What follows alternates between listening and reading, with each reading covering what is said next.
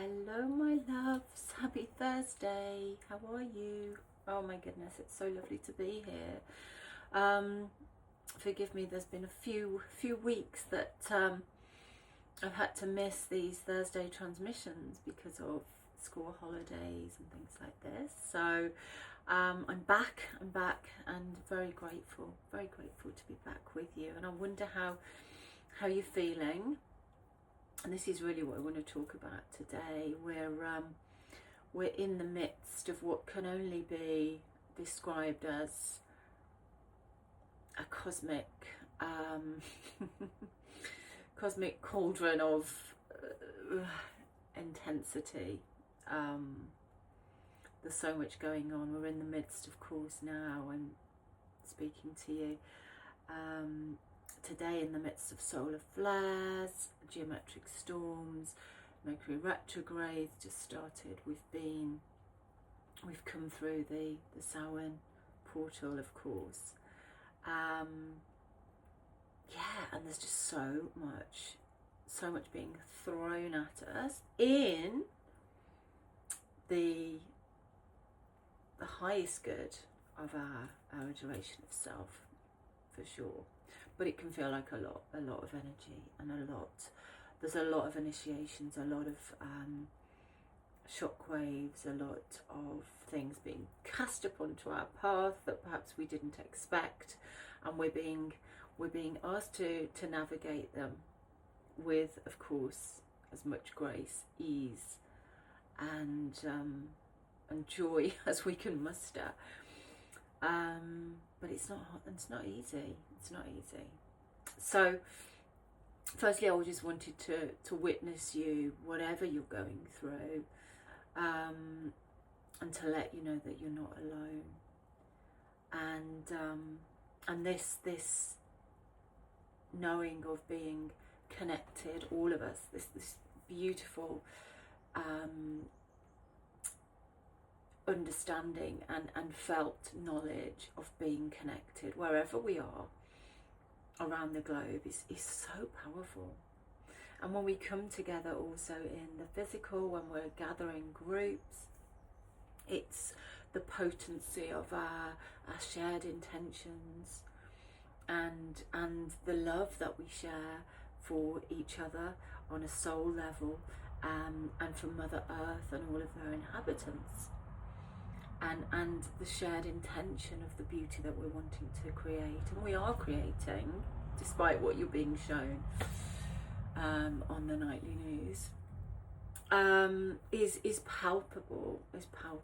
And I just wanted to thank those of you who came to the November Healing Cocoon, that I was so blessed to share space with you and co-host with Tim Wilde on the 1st of November, which seems like a lifetime away now, because the beauty of what we're capable of when we join together as a collective was just incredible.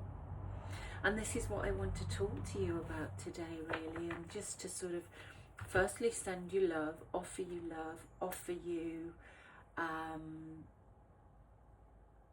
the connection and the knowing that, you know, we're all, although we're walking, of course, very different paths, of course we're on our individual soul journeys, I feel like we're all holding hands as we're walking forward. And it's that community and connection that is so beautiful. So yeah, I wanted to talk a little bit about the emotional body and the importance of looking after emotional well-being, and maybe looking at how we can tend to that emotional body. As you know, our light body consists of many different layers. We've got our physical body, of course, this beautiful vessel that we're so lucky to be inhabiting at the moment. I know that many of us there's so much disease and illness around, Of course, it's in the north where we're in the autumn. In the southern hemisphere in the spring, and at every change in the seasons we're afforded these initiations through the physical, which are often invitations to deepen into what's not working emotionally, mentally, maybe spiritually for us. So yeah, I'm focusing on the emotional field. I believe very much that when we can tend to our emotions, to how we feel, this then has a ripple effect into the physical, into how we feel mentally, and how we're able to process and contain the light that we're being given. We're being given these beautiful divine codes. And it's important that we prepare ourselves on all levels to integrate them and to be able to process them, absorb them, and produce whatever it is our bodies need to produce in this alchemy, this transformation, this chrysalis that we're in. And the message that the angels have kept saying to me is, there's nothing more important than how you feel. There's nothing more important than how you feel. And this can be perceived as perhaps being a little bit selfish, because of course as light workers we want to tend to others and to support them. But when we can feel emotionally at our best, or at least